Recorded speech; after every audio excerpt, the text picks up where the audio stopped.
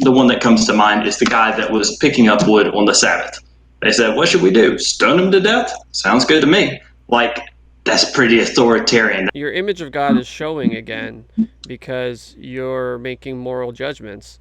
Why is it so bad that they stoned the guy for picking up sticks? Like what standard are you using to determine that that was such a bad thing? Welcome to another edition of No Compromise Christianity. I'm your host, Pastor Allen, and of course, as always, you're going to hear the stuff you probably won't hear in church, especially today. And so on today's episode, I got a very special guest, Mr. Josh Allen, who some of you who may be on our Facebook page, liking our memes, would have seen Mr. Josh Allen commenting, and I'm sure you got into a nice discussion. We'll call it a discussion with him. So go ahead and introduce yourself, Mr. Allen. Hi there, I'm Josh Allen. Appreciate you for letting me come on the podcast. I'm 24. I was raised in Alabama as a very conservative Baptist Christian, and I was that way until a couple of years ago, at which point I became a professing atheist through a 6 months to 1 year transition period, and now I talk to people on Facebook sometimes. Okay. Oh, and I do want to say, atheists are not a homogenous group. Everybody's different. Don't think that I'm speaking for anyone else. I only speak for myself here. Wouldn't have it any other way. All right, Yes, so let's go ahead and so this is going to be interesting. I'm going to just read some comments. Yeah. And so we posted this image. It's a Steven Crowder Changed My Mind meme, very classic meme. People have been circulating around the internet for quite some time. And it said, 2020 is still better than atheism. And, of course, I thought that was funny. And how many laugh reacts did we get? We got quite a few laugh reacts on that one. 16, actually, that's not as much as I thought. Hey, you laugh reacted it. I did. I thought it was funny. All right, that's good. So, you said when you'd rather face a global pandemic than reality. Now, what exactly did you mean by that? Well, I think that I've been thinking about coronavirus, and I find this kind of ironic. Oh, can I say that? We're going to be on YouTube. You don't want to get demonetized, do you? Anyhow, I've been thinking about the recent global health thing, and a lot of people around me and people that I've talked to see it as like a sign of the times, God's judgment, or a sign, or something of this nature. And so that's the sort of thing that I was thinking about when I saw your post here, or someone else's that you had shared. And I think it's ironic that someone would rather go through, like I said, a global health crisis than, admit that there's not a God. Okay. Understandable from your perspective. I responded, where is it here? I responded, I'll take a global pandemic with God over one with the empty hopelessness of atheism. And that is where things got interesting, as they do on Facebook usually. And you responded, you said, do what's right for you, friend. Personally, I'd rather accept an uncomfortable truth than a comfortable untruth. And then this is where it gets good. So then somebody named Alyssa says, how do you know what truth is with no standard? And you responded, the same way that most people do, I guess. I make the best judgment I can based on my own experience and perceptions. So this is the meat of the issue, I guess. So when it comes to truth, how do you know? I mean, what is truth? The $1 million question. Pontius Pilate. Right. Yeah, go ahead. Uh, it absolutely is the $1 million question. Um, I took the liberty of looking it up earlier. Oxford says this. It's got three definitions. The truth is the true facts about something rather than the things that have been invented or guessed. Second one is the quality or state of being based on fact. And the third one is a fact that is believed by most people to be true. So, you know, most words, at least in English, I don't know about other languages, but they have multiple meanings and are used different ways in different contexts. And if I was to ask you, does, is there still grass outside your house? You would say yes. And I would ask you if that was the truth, and you'd probably say yes. Now, you can say that with, I would say, a reasonable degree of certainty, even though you haven't gone out there and looked to just be sure. We use it in conversation. When we move to something where it's a little more important that we have to know that what we're talking about is true, philosophy or science or anything where the stakes are raised, then there's a higher standard, I would say. Like if someone declares something to be fact, we want to know they actually is fact. So if they're using truth then that might be something a little different. But what I find in a lot of circles is people talking about truth as though it's a physical thing rather than a label assigned to someone or assigned to a claim, right? Like I can make a claim and it's either true or not true, but truth itself, I would ask, how do you see truth? Is it a thing? Is it a label we put on stuff? What's your perspective?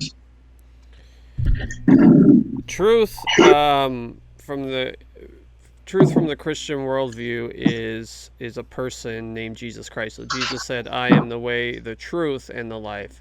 And so if you're going to be someone who professes to be a Christian, then the truth is Christ. And the reason that's the case is because Christ is God and God is the truth. And so from God flows all truth and all reality. He's the foundation of truth. He's the foundation of reality. So if God is not the starting point, then we have no foundation. We have no logical. Well, I don't even want to say logical. I guess the best way to put it is, without starting with God, there's no way to account for truth. Everything would just simply be what it is, and there'd be no right or wrong. There'd be no truth or falsehood.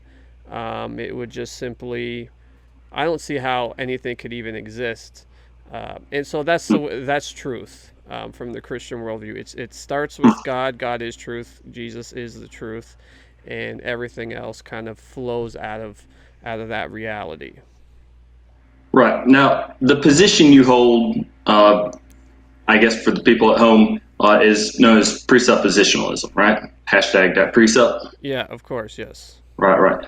I just looked it up real quick from Wikipedia. Presuppositionalism is a school of Christian apologetics that believes that Christian faith is the only basis for rational thought. It presupposes that the Bible is divine revelation and attempts to expose flaws in other worldviews. I'd say that's probably a pretty fair definition, would you? Yeah, yeah, that sounds accurate. Right. So I guess what it comes down to is you're interested, at least the way I see it, you're interested in getting to that second level of truth I was talking about. Like not just conversational, I'm pretty sure sort of truth, but like actually what can we know with certainty, right? Yeah. So basically, what I'm trying to do with these precept memes is to get to the core of the issue, right? How do you know what you know? How can you be certain about anything? And And without an all-knowing entity, without an omniscient entity who knows all things, we can't know anything because we could be wrong about something. sure, We could be wrong sure. about everything. And if we could be wrong about everything, then we can't know anything. And so you've given up knowledge. And at that point, what's the point, right? Um, Mm. and so that's what I'm trying to get to, is just to help the atheists to see um, every argument made against God borrows from the Christian worldview, in the sense that it uses logic and reason and these sorts of things to argue against the God that you can't have knowledge or reason with unless you presuppose he exists in the first place. Mm. And so that's sort of, what I'm trying to get at with the memes is, and to just show, and hopefully do it in a humorous way. And I understand sometimes Sure. it's hard to do memes without being offensive or undermining or whatever, but hopefully you've been able to take it well. So Yeah. most atheists online can't, but I appreciate you being able to laugh react it. Yeah. I mean, I've got no problem acknowledging something as funny, even if I disagree with the thought behind it. There's still jokes to be made. But all right. So your worldview relies on, would you say, the Bible as the crux? Like we start here, and then from this solid foundation or this single point, then we can build the rest of our worldview based on that. Would that be a fair assessment? Yeah, so the Bible is the book, the source, which tells us about the God of heaven, that tells us about Right. the creator who made all things. And so from the Bible, God has given us this revelation of himself, so we can know. Obviously it's not a exhaustive revelation. Right. This is why the Bible constantly uses terms like everlasting God. His wisdom is unsearchable. So there's things about God and the depths of his wisdom and knowledge that we don't know, frankly, because he either hasn't chosen to reveal it, or it's just too deep for us. Regardless, Sure. the Bible is that self-revelation of God and who he is, to the degree that he's chosen to reveal it. And that's why we're able to know anything, is because God has chosen to reveal it. Now, that said, I don't actually have one like close by, which is embarrassing. Actually, I do. I have my Greek New Testament here. So we have this Oh. book,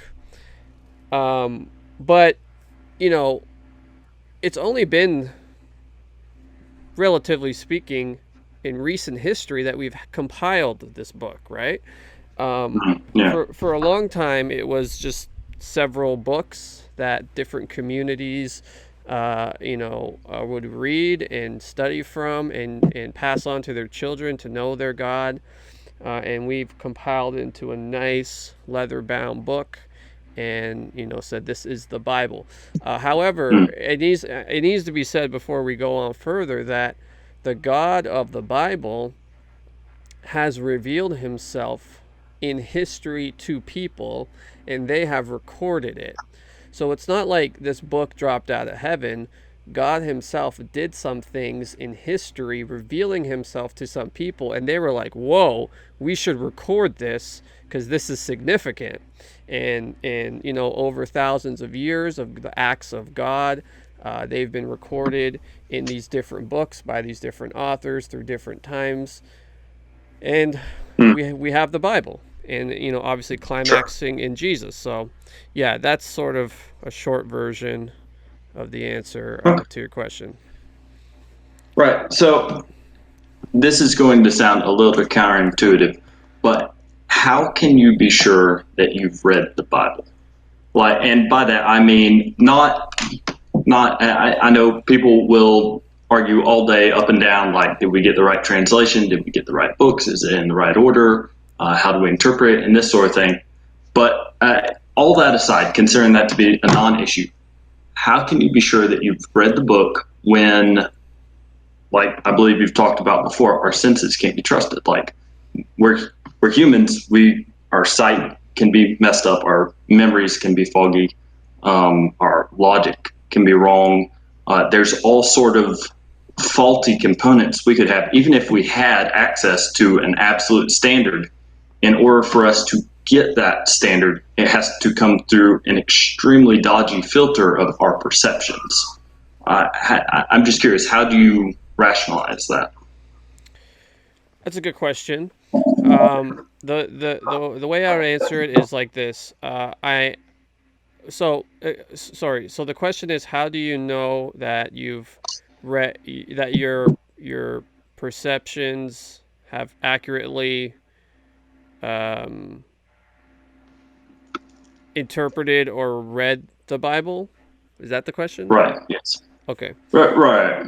As opposed to, being locked in a padded cell and reading fortune Right. cookie. Yeah. Okay.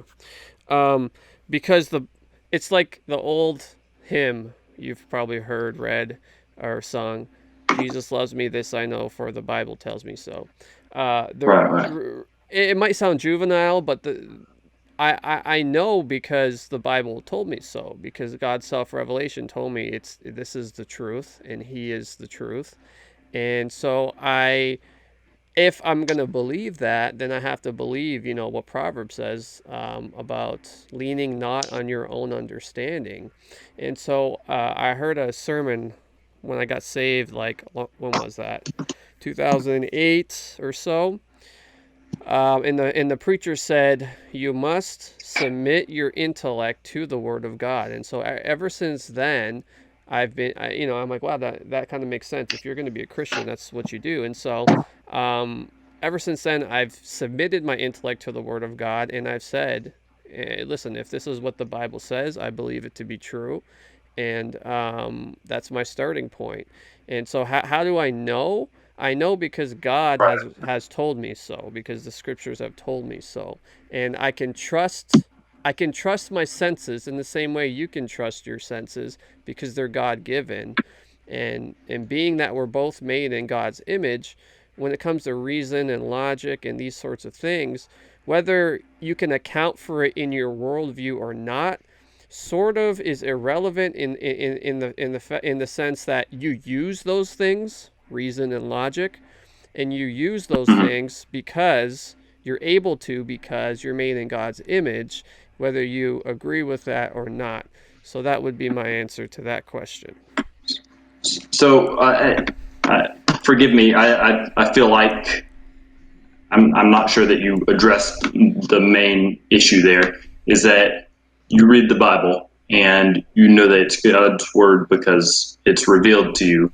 But how is that not just another extension of your senses, which we know are vulnerable?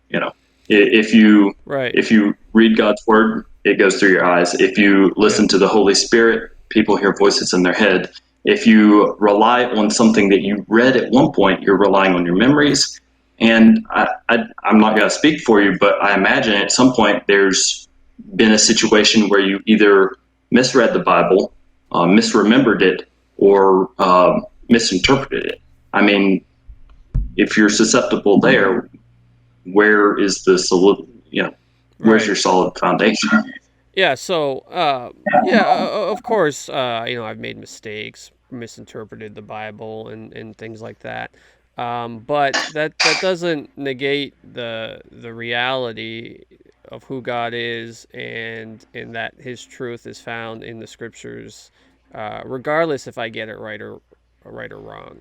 Um, Well, Sorry, yeah, uh, I'm sorry, I'm not really sure about that though, because even like I was talking about before, even if you have that objective standard where it's true, whether you can interpret it correctly or not, it doesn't do you much good unless you can correctly interpret it. Like, right. how is a true standard falsely interpreted any different from a false standard falsely interpreted? I'm not sure I understand the question.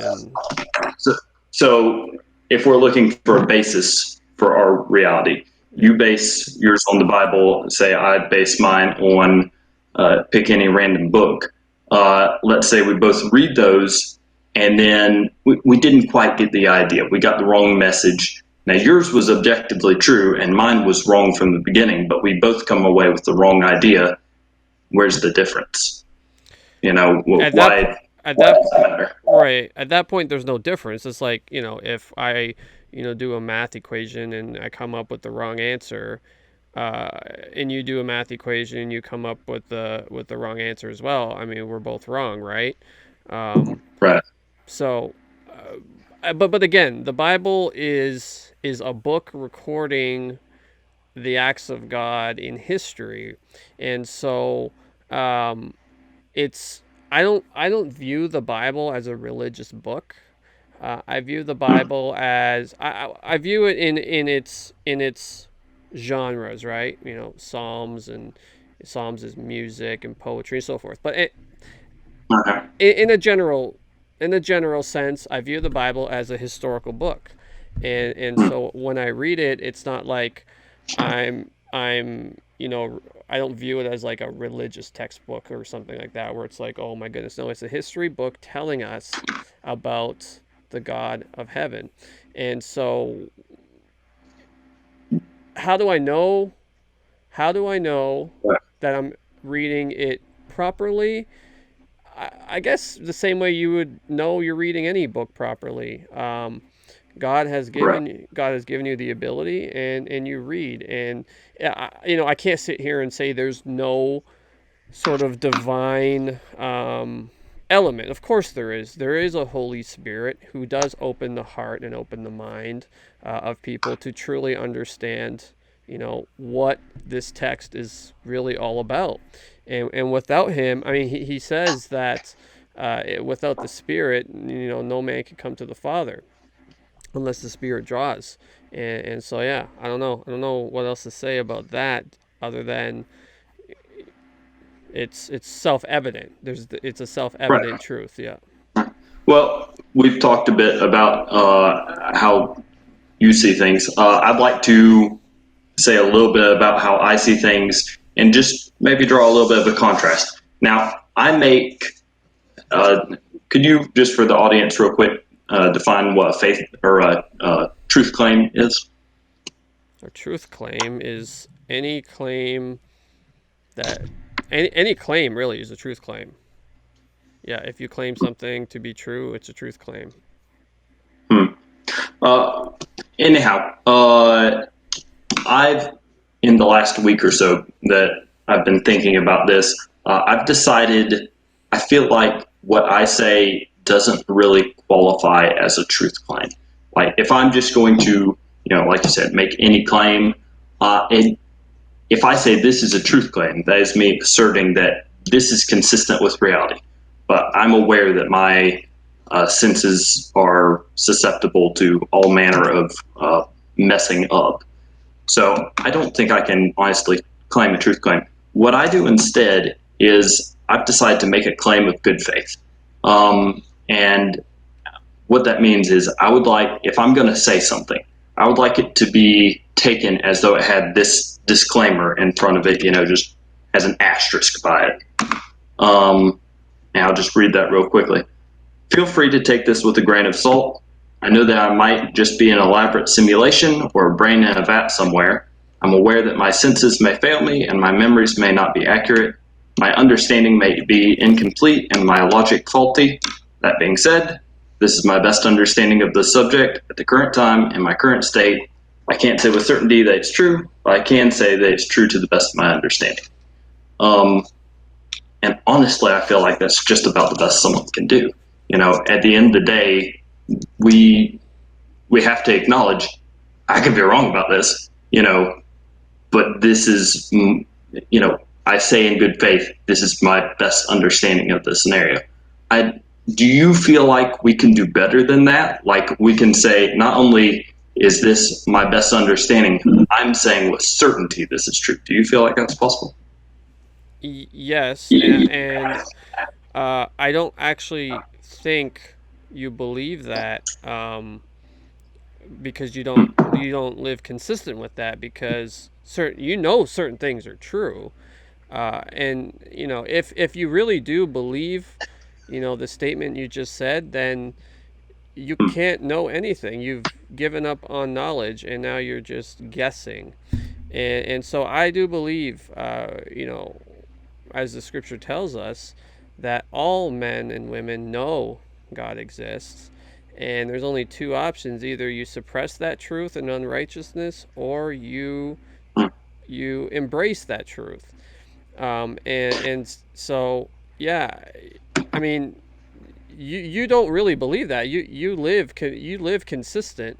Um, Right. you know thing. You know 2 plus 2 is 4. I know 2 plus 2 is 4, and I don't think you would be the type to say, well, to the best of my knowledge, I could be wrong. 2 plus 2 might not be 4. No, it is 4. We both know it's 4 because there's universal laws of mathematics, and they just work, and we know that because of our God-given, because we're made in God's image, and we know that there is truth, and we know there's consistency. The heavens declare the glory of God. It pours forth speech day and night, and yeah. Yeah, this is actually one of the things when I was toward the latter end of my investigation period on Christianity, and that's a whole nother story. But when I was getting to the end, I was like, well, I, I need some sort of conclusion. And I spent kind of a while in limbo there, where it was essentially the opposite of Pascal's wager. It was the opposite of Pascal's wager. It was, I don't need a trivial amount of reason to believe in God. I need an extraordinary amount of reason not to believe in God, because if I'm wrong, it's eternity and damnation. So I spent a while in a place where any other decision I would have had more than enough evidence, but on something this important, I felt like I needed that extra bit. And one of the things that did it for me was this. I think you briefly mentioned before the Bible's insistence that everyone knows deep down that God is, exists, and this sort of thing. I could honestly say at this point, I wasn't saying God didn't exist. I wasn't sure that he did. And here was something where the Bible was making an assertion that I knew to be incorrect. Like I didn't know that he was real. And that was not the thing that set me over the edge, but it was something where I was like, the Bible is saying something that is not true here, and I know it to be not true. And that was something I found extremely concerning in that current state of mind. And anyhow, I felt like that was a relevant story there. Yeah. The question I would ask is, how did you know? That's going to be a recurring theme. How did you know Sure, that it wasn't true? I mean, sure. it's like this is when the revelation hit me about everyone knows God exists. It wasn't that it's like everybody intellectually knows. Okay, God, there is like a God in heaven, and his name is Yahweh, and his son's name is Jesus Christ, and that kind of thing. It was that each person lives as if God exists, right? We all live consistently. We all have a moral compass. We all somehow know there's a right and there's a wrong. We all have a logical way about us. We understand things that like the animal kingdom doesn't understand. So we all live in a way, and that's the whole idea. Is when that hits you, like, oh my goodness, I do live as if God exists. Because if I were to steal your wallet, you'd be upset about that. But why would you be upset about that? If there's no God, if there's no objective moral standard, then nothing significant has occurred. There's no reason to be offended at all. And so that's what it means when when I say God exists. It's because you live consistent with that reality. If I'm not trying to put words in your mouth, but you're making the assertion that if God did not exist, necessarily we could not live consistently. Is that what you're saying? If God does not exist, then consistency doesn't exist. If God doesn't exist, nothing exists, basically. So it would be I, I'm I'm not sure. Like, what do you base that on? How do you know what it would be like in a world different to the one that you believe that you live in? what do you mean? I mean, like, what is it that would make? See, I don't see why a God is necessary for any amount of consistency. So, using the example before, if we're in some sort of computer simulation, I see no reason why that can't use a consistent set of rules. What Well, I makes a mean, God necessary for it, consistency? again, even in your scenario, you're presupposing a creator. A computer simulation was created by someone. It didn't just pop out of thin air, right? So you're even in your non-God scenario, you're presupposing God because you know He exists. I'm not sure that that's true. That's the cosmological argument, teleological. I'm beg your pardon. I get them mixed up. Um, but even if that's the case, you see that even within our world, there are situations that can behave inconsistently or consistently or something like this. And I'm just not sure where you're deriving the knowledge of what a system outside of our world would be like. Well, because there isn't one, right? There isn't a system outside of our world. This is the world that God created, and that's why it's consistent. So to try to you know, conjure up some other world without God is, you know, it's a practice in futility. Maybe it'd be fun to do that to create some sort of sci-fi movie or something, but in reality, you can't do it. And even when you try, as you've tried, you have to presuppose a creator, anyways. So, um, Once again, I would say uh, you observe the world to be consistent, right? It functions by certain rules and predictable ways and this sort of thing. Once yeah, again, that goes back to you relying on your physical senses and right, your cognitive abilities and this sort of thing, yeah, which I'm pretty sure we can all agree are not a shaky, are a thoroughly shaky foundation.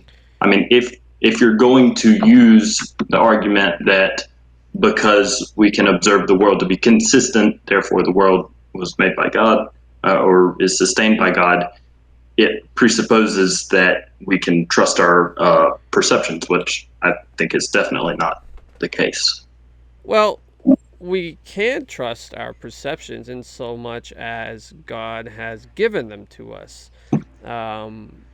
And again, you have to presuppose God, because if you don't, then I mean, you are being consistent with a godless worldview by saying we can't trust our senses, because really at that point you shouldn't trust your senses if you don't believe in God, because who knows if they're telling you the truth or if truth even Right. exists. And Uh, so in that way you're being consistent, but then again you're not living like that's true, because you're a bright individual. You're well articulated. You comb your hair, you brush your teeth, you shave your face. You do all these things because you're made in God's image, and you know that He exists, deep down inside. Well, I don't even want to say deep down inside, because that's all uh, sentimental or whatever. But you get what I'm trying to say. You know God. Yeah. I get you. You're saying I live consistently. So, I live consistently. Living consistently, in your view, is only a thing that could be done with God, and therefore God. I would say I live pragmatically. Right now, there's a video I watched a while back. I I'll send you the link to it. By a fellow on YouTube. Anyhow, it explains a lot of this a lot better than I could. But essentially, it's yeah. I know I may live in a simulation. I may be a vat. My senses are could be messed up in all this, but I I do experience certain things, and whether that is a true reflection of reality or not, it doesn't really matter. This is all the reality I get, even if it is in the matrix. That being said, I have to act like it's true. Like, you know, I Oh, can go, hold well, on a I minute. Hold on a minute. If I could interrupt, yes, why do you have to act like it's true? If it's not true, why right, act like it's because true? Yeah. Right, because I may be in a padded cell somewhere, but if I act like the world around me isn't true, then I experience things that I find unpleasant. Like, for example, I may not actually be burning my hand when I touch the stove, but the fact is, I think I am, and I find that unpleasant. So even if it doesn't accurately reflect reality, I'm going to pretend like it does, whether that's true or not. And I didn't get quite to the end of this, but even though I don't believe, with maybe a very few exceptions, that we can know with absolute certainty anything, I think there is some stuff that you can put a high degree of probability on. Like, I don't know if that's true, but I'm going to go ahead and give it a 98% that it's true, And that's how I live. It's not 100%, but it's pretty close. Well, I mean, what is 90%? What is 80? Hold on, I gotta switch to my face here. There Oh, sure. I I am. Yeah, like, you can say with a high degree, even if you say 98%, I mean, it's still uncertain. Right, You still don't really know whatever it right, is that you're putting that percentage on. And so it becomes, like I said, you give up knowledge at that point, and you can't know anything. And then what's the point of even having a discussion like this? um, at right. all, right? I mean, But from my perspective, I have a I have a goal. I have a certain thing that Lord willing is accomplished. I want to communicate the truth of Jesus Christ to you, understanding that God can save you and give you a saving knowledge of himself. But from your point of view, you you're telling me you don't really know anything, and so what's the point of even having a conversation about anything at that point? right, see, a lot of people associate that sort of thinking with nihilism. Like, why should we care? If we can't be certain about this or that, why should we even bother? And where, once again, I'm not trying to put words in your mouth, but where you feel like you're put on this world for a specific purpose, I'm on this world, and any purpose goes. That's self determination, and once again, I'm not 100% sure that it's true, but I mean, that seems kind of appealing to me. Do you, this game goes by several different names, but have you ever played the game Tyson Chicken Rocks? That sounds like something you do in the South. And It's a, I think it's, I'm from I think Can it's a very home cooked kind of game. I'm Um, from Canada. We just play hockey. That's all we yeah, do. it, yeah, it's about too cold to do anything else. Well, this is a card game. It goes by a lot of different names, but essentially, what it is at the beginning of the game, uh, no one knows what the rules are. Right? There's only whoever's brought the game. They know what the rules are. Everyone else is in ignorance, and they're not allowed to speak, and this sort of thing. And we go through, and everyone tries to put down a card, and if they do it wrong, then they're handed an extra card, and you're trying to get rid of all your cards. Anyhow, but there are rules you don't know about. But when it comes to your turn, you have to act like you know what the rules are, right? And you may get it right, you may not get it right, but you have to act on your best judgment at the time. And as time goes on, you figure out what the rules are. That's essentially how I live my life. I may not be 100% on what the rules are, but I give it my best guess because it seems to be working, and I go based on that. Okay. Now, this is why I assert that you believe in God, because you live that game presupposes something, right? It presupposes there are rules that someone made. You got to figure it out. Sure. Um, and if you're going to live your life like that, then you also are presupposing that there are actual rules that are true that somebody made up that you're trying to figure out. The good news is God has told us plainly what the rules are, and given us a revelation of Himself so that we can properly live our lives in a way that is consistent with how we were made. And so, even in that example, you're presupposing God because you No, he exists. Hmm. Yeah, and that's one of the things that kind of turns me off to that is that I don't see the connection. Like the world works consistently. Where does God come into it, right? And I'm not saying this is the case that the world does work consistently, but I will say that it appears to work consistently. Mm-hmm. Like it may be a figment of my imagination, but I don't know. I'm gonna act based on everything I've seen prior to this, right? But And it doesn't matter whether it's actually the case. If it acts like it is the case, then that's close enough. Yeah. the game you mentioned, Yes. you said that's basically how you live your life. Um, More or less. yeah, but like I said before, like the rules of the game were predetermined by somebody. They've just chosen to hide the rules from you. So the rules are there Right. whether you know them or not. Right. And that part of the game is to try to figure out the rules. I mean, Mm-hmm. all you'd have to do to know the rules is to get the person who made the rules to tell you, right? That's all you would need to do, Sure. and then you'd win the game. Yeah. And so, if that's how you live your life, then you're living your life knowing that there are objective rules, and you're just trying to figure them out. I'm saying not that I figure them out, but I have an inside source of the guy who kind of made it up, made the whole system. And he's given us that self revelation of him, well, the revelation of himself. And that's found in the historical writings compiled in the book we call the Bible. And not only that, but these acts of God in history. I mean, the ultimate act of God in history is the resurrection of Jesus Christ.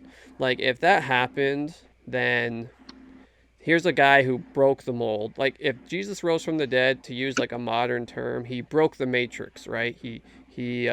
He did something that wasn't supposed to ever be done. When you're dead, you're dead. You're not supposed to come back and live forever. So if he Right. act, Right. so if he actually did that, then we gotta like really take a second look at this Jesus guy, because that is something significant.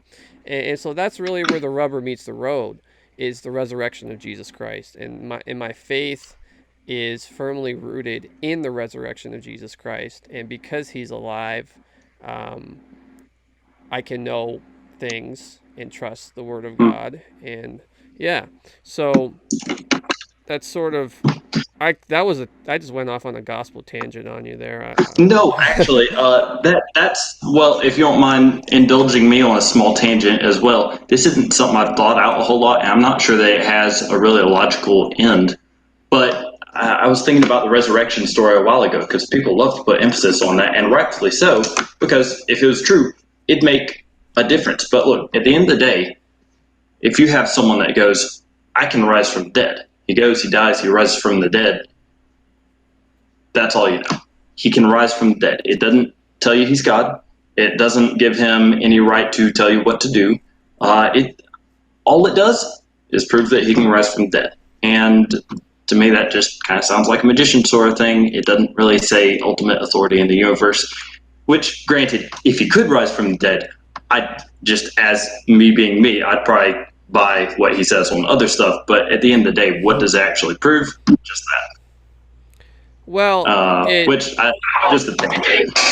it corroborates everything else he says, right? It's almost like saying, you know, look, like here's everything that's true. I'm the truth. Jesus says, I am the truth, and he says all this other stuff, makes all these other, and frankly, the claims of Christ are absolutely ridiculous claims if he doesn't rise from the dead. If Jesus doesn't rise from the dead, everything he said is like he's a madman. He's crazy, or he's a liar. Right? There's no in between. So, um, There is. You're talking about liar, legend, Lord. No, what was the other one? yeah, Lunatic Lord. yeah. But they always leave out legend. You know. Um, Well, he's not a yeah, but I'm not. I'm not. I'm sorry. I didn't mean to cut you off. no. What was I saying? Oh, right. if he does rise from the dead, it kind of corroborates everything else. It's almost like, okay, here's everything I said. I'm gonna die and rise from the dead to kind of prove I Right. am who I say I am. Because who else would have authority over the grave but God Himself, right? And so Right. when he does it, it's sort of like, okay, do you believe yet? Like, I am who I say I am, and I've proven Right. it by doing this thing that only God could do. Um, It, so, it's a bit of a non sequitur though, because if I say I can cook a good steak and I can change your oil and I can draw a cow, you know, but I only demonstrate two of those. Well, you can prove that you can draw and change the oil, but why does that mean we should believe anything about your cooking skills? They're not connected. If I say I can rise from the dead and also this is how you should live your life, they're not connected, you know? And like it's cool that you can rise from the dead, but why should you tell me how to live my life? well, because by rise, there's whenever I switch the screen, there's this weird sound. It's like I'm going underwater. I don't know if you can hear that, but anyways, I, yeah. can you hear that? Like I say, it gets modular every once in a while, but I can still hear what you're saying. Okay. Um, by rising, okay, so why can Jesus tell you how to live your life because He rose from the dead? Right, Because right. of what the resurrection proves about who He is, right? So if He is God, Hmm. if He is God, then that would mean He is your creator. And as your creator, He has the right to tell you how to live your life. And it's not really a thing about the right to tell you how to live, like, oh my, you got to live how I say, not how. It's a situation like He created you. He knows how you best work. In the same way that Hmm. somebody who creates like a microphone, the guy who created this microphone, if it breaks, is going to know more about how to fix it than I will. He knows how it functions. Sure, And so sure. if God created you, then it's the same thing. So He's not trying to tell you how to live your life as some authoritarian over you trying to cramp your style. He's just saying, look, this is how I made you to live. So if Jesus rises from the dead, it demonstrates He is God. Therefore, He's able to tell you how to live your life because He made you. That would Yeah, I mean, oh, I'm sorry. Were you finished? No, I'm done yet. Uh, I hear what you're saying, but he does kind of have a history with telling people live this way or not just suffer the earthly consequences, but eternal damnation. Or the one that comes to mind is the guy that was picking up wood on the Sabbath. They said, "What should we do? Stone him to death?" Sounds good to me. Like that's pretty authoritarian. That's not just live your life or you know if I say if you lie, cheat, and steal, people aren't going to trust you. That I'm fine with. But I mean, God is authoritarian. You can't really get around that. Now, your image of God is showing again because you're making moral judgments. Why is it so bad that they stoned a guy for picking up sticks? Like what standard are you using to determine that that was such a bad thing? Right. See, this is something I believe it was. It was the very first post that I saw on. It wasn't even on your page, but it was from your page. It was based on what standard, which I think is I know it's boiled down to save time, but at the end of the day, you can't use the same standard for everything. I'm not going to use a ruler to determine what color my walls are. It's you got to use the appropriate standard for the appropriate application.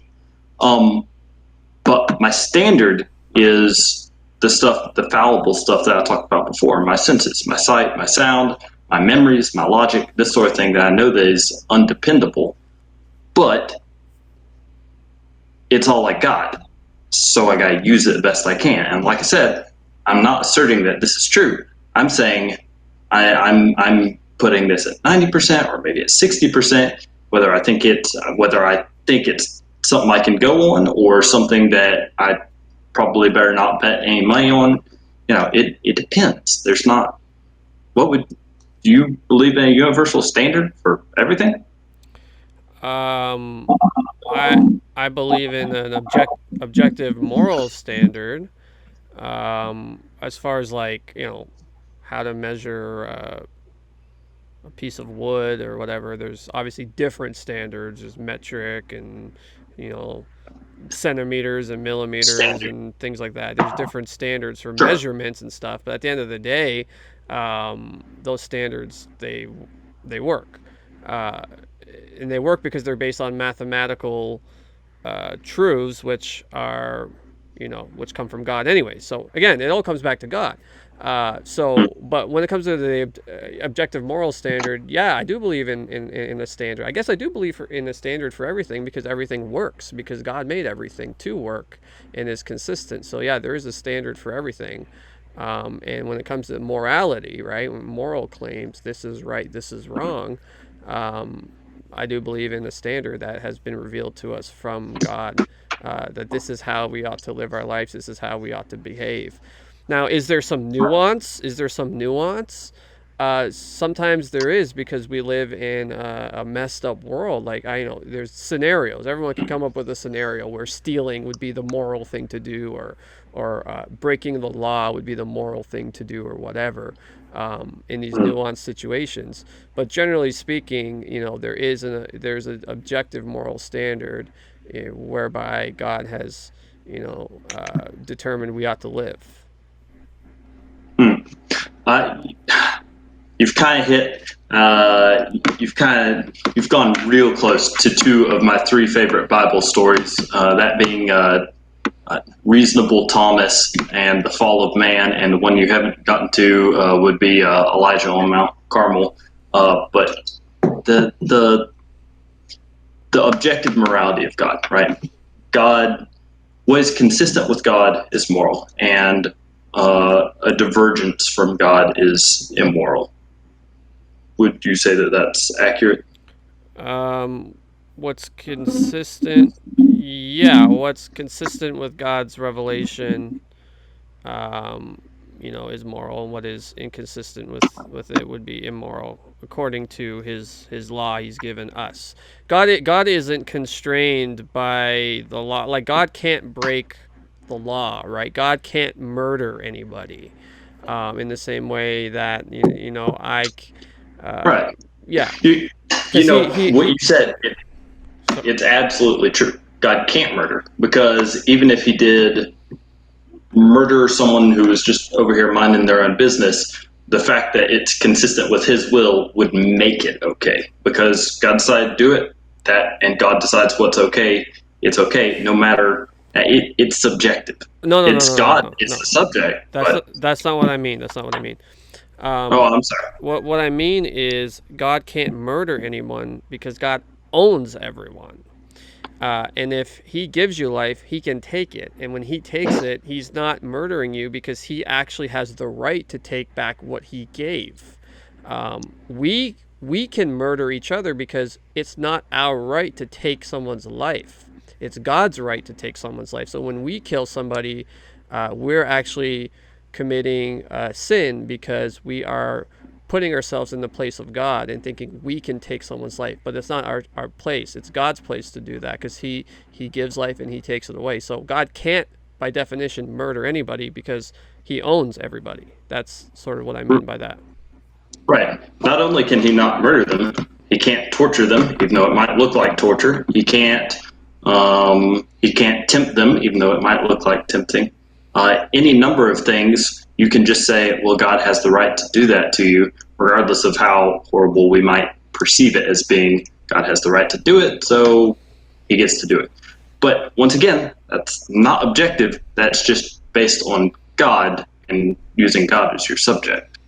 I mean, Well, God is the objective. could God is the objective standard, right? He's the one that gives us the standard of morality because he determines what it is. He has that right to determine what it is. Um, as far as God torturing or whatever. Um, sorry, my mic thing keeps. I need to buy a new one of these. They keep falling over. it looked a little loose. Yeah, it's as tight as it gets, but okay, it should be good. Um, yeah, God can torture people in hell for eternity, and He does, and He will. It's not that it appears that way; it is that way. That's Right, right. yeah. So that's what I would say on that end. Yeah, I, And but another thing, it's like, why is that? What makes torture so bad? You're using God's standard of morality that it's wrong to hurt people in order to kind of turn it around back right. on God and say, hey, and so you're shaking your fist at God while reading His law to Him. Sure, sure. I forget which meme you had posted, but it was something quite similar to that. And to that, I would say now I fall out. I know I said before I don't speak for everybody, but I feel like most atheists would be more or less in line with what I've said so far. But this is something where I diverge for a lot of them. They're like, "Can you be moral without God?" And I would say you can, but it's subjective morality, which a lot of people say is not morality. Which, okay, if you want to say that, that's fine. Uh, but it's all subjective. Like even if God is the subject, it's still subjective, even if He is consistent. And your question, why do I object? Why do I shake my fist at God when He tortures some random person in the Middle East? It's because it's inconsistent with my morality, right? And my morality is not for everybody, but I seek to impose it's how I would like to see the world, and so it's what I do to try to make the world that way. If that makes any sense. So, it makes perfect sense because you're made in God's image, and so you're basically just putting yourself in the place of God, saying, "This is how I think everyone should live. This is how I live. This is how I see it the best way." And there, that's how you think the world should be.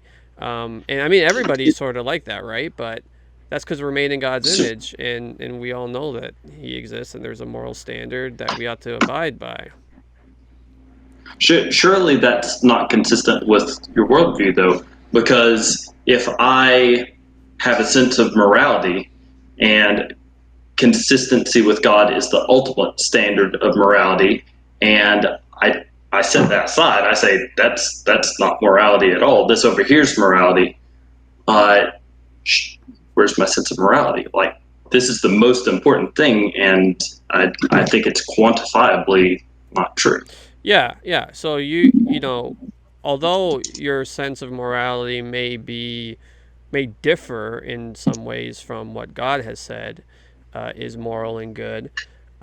The fact is, you still think that there is a standard, and by disagreeing with God, you're simply, living consistently with how a sinner would live, right?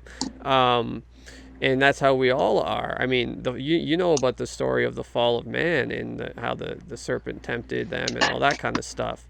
And Yeah, at the end of the day, all sin really is thinking we know better than God and going against what He has said clearly and doing it our own way.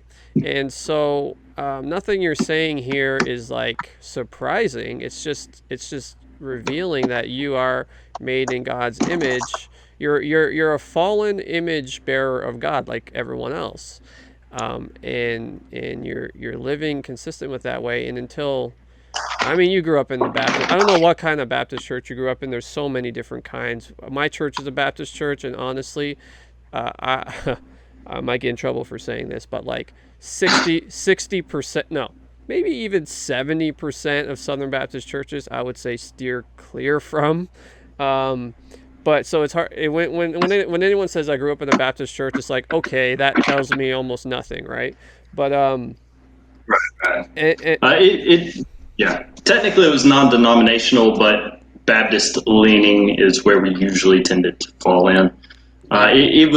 It was quite similar. I've looked at some of the stuff that you put out, and it most of it, I'd say probably 85% of it is stuff that we would line up on, or me 3 years ago would line up with you on it. I feel like it's quite similar. Okay.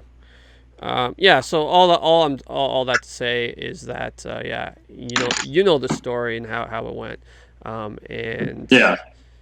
that's just kind of during this conversation. That's what I'm observing is that you're just living consistent with how a fallen son of Adam would live, and until you come to Christ and submit your intellect to His Word and serve Him and all that kind of stuff. Then that's how you'll continue to live, and that's how every sinner will continue to live, unless they come to Christ. But this isn't anything you haven't heard, I'm sure. No, I mean, honestly, not. I'm sure there's been something in this conversation that is new to me, but it's not immediately standing out. If you would be interested at some point in possibly the future, or maybe now, I don't know how long you want to go with this, I have rewritten The Fall of Man. It still needs proofreading and probably revision, this sort of thing, but from a little different perspective. Like I've tried to keep everything in here.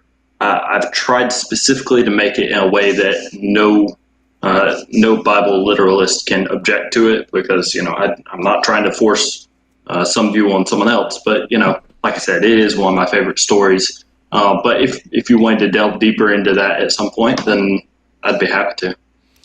Yeah, I'd be interested to read that. Sounds like some like Bible fan fiction or something, but that It's yeah, no, that'd be the Book of Mormon. yeah, yeah, yeah. um, Well, that's a terrible uh, Bible fiction. My goodness, it's I've never read it. I've heard some interesting stuff from it, and I think I would like to read it at some point if it's not too long, just you know because what? I mean, Go ahead and try, it, but like I mean, even you as somebody who grew up in the church and now is out of the church or whatever, even you can sure, appreciate the stories in the Bible, as you've said through this whole episode. You've sure, mentioned some stories, and the reason I think most people appreciate the Bible stories is because they're number one, they're well written. They speak to human life in a way that a lot of stories don't, and they can just they're just good. They're just basically good stories. And when you read the Book of Mormon, it's the opposite. It's like poorly written. It's just like garbage literature. It's hard to get through. It's not exciting. It's not, it's just bland. It's almost like it's almost like a aspiring fiction writer is trying too hard, and it's just a brutal read. Go ahead and try to read it, but I tried, and it was just from a literary point of view, it was just bad. yeah. I mean, I want to read it at some point. It's just finding the motivation to do it. Because I'm a curious person. But now you're gonna make me feel bad. I know this is not well written. My recounting of it, it's not too long. I mean, you can clip this part out if you want, but you want me to read it now? I got it pulled up. Let's read it to me like after you know what, Okay, we'll just end I, I here. got I got it typed up. I'll send it to you. Yeah, yeah, yeah. Yeah. We All can right. we can end here. Okay. Is there anything left unsaid that you'd like to clarify, or are you good with where we're ending? Let me check. I've got some stuff written down here.